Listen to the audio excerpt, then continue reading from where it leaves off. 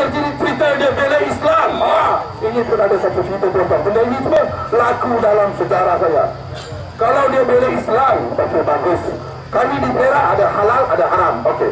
Apabila kerajaan haram telah mengambil alih di Perak, maka kami rakyat Perak beramai-ramai pergi ke Kuala Kangsar di dekat masjid negara Kuala Kangsar, dekat masjid besar Kuala Kangsar, tuan-tuan. Seperti biasa ada hari Jumaat, sahabat-sahabat kita yang beragama Islam pergi bersolat. Lepas bersolat mereka keluar, kita beramai-ramai membawa banner supaya kembalikan kuasa kepada rakyat. Sultan datang, mereka tak ambil tahu seperti biasa. Kita kena dipukul dan dibelasah dengan FRU dan sebagainya, tuan-tuan. Jadi kami pun manusia, kami tak dapat lari, kami pun tak dapat tahan, kami pun lari lah. Lari-lari ke mana, tuan-tuan? Yang selamat adalah masjid. Semasa perang pun kalau kita masuk dalam rumah-rumah ibadat orang, kita akan diselamat. Betul tak, tuan-tuan? Tapi di Kuala Kangsar tak ada, tuan-tuan, yang benda tu dah terbalik, tuan-tuan. Ini dia nak cerita pasal Islam, dia sayang Islam. Kami pun ikut kawan-kawan masuk dalam masjid. Tuan-tuan, di dalam masjid pun kami dibelasah menggunakan pembedih masjid, pembedih mata gas. Ditembak masuk dalam apa namanya masjid. Jadi di situ, tuan-tuan, anak-anak kecil yang tak berdosa semua sampai pingsan. Ambulan datang bawa dia orang pergi. Okey. Yang arah oleh siapa?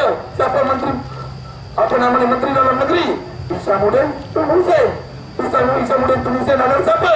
Adalah orang Islam, tuan-tuan.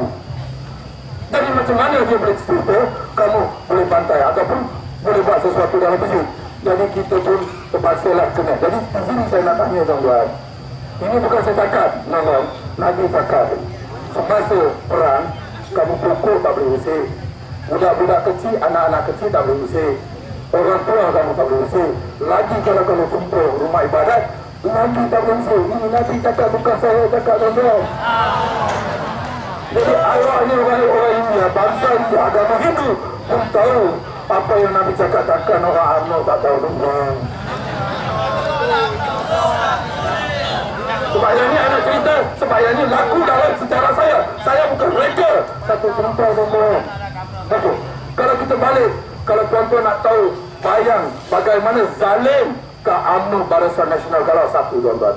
Apabila tsunami melanda satu dunia, tuan-tuan, Aceh dipukul terus.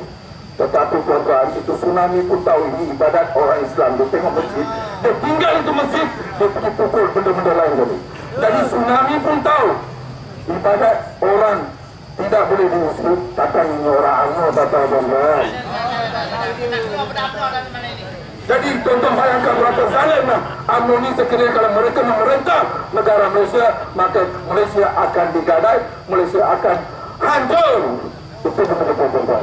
Di sini saya ingin berdebat ataupun berlawan dengan sahabat saya, ya, bagian Datuk punya orang Said Hamidi. Saya nak berdebat dengan dia. Beliau dulu pandai-pandai cakap dua kapal terbang punya enjin sudah hilang, sudah peci, tak tahu bagaimana. Itu cakap dia, tuan-tuan. Okey, bagus. Sekarang saya nak tanya balik dengan sahabat kita, mana perginya kapal selam? Sampai satu aduan bola sudah hilang, satu dunia nama kita sudah calar, Perdana Menteri jadi pembunuh. Anak saya di Indonesia, Makassar, sedang belajar doktor. Dia punya classmate, dia punya apa sahabat-sahabat tanya dia, macam mana satu pembunuh boleh jadi Perdana Menteri dan dia orang pun setuju. Tanya dengan anak saya, mentang-mentang lagi kolong-kolong mana dah hampir go, dia pergi sana, dia rasmikan. Anak-anak kawan saya, anak saya, kawan dia semua ketawa dan ejek anak saya.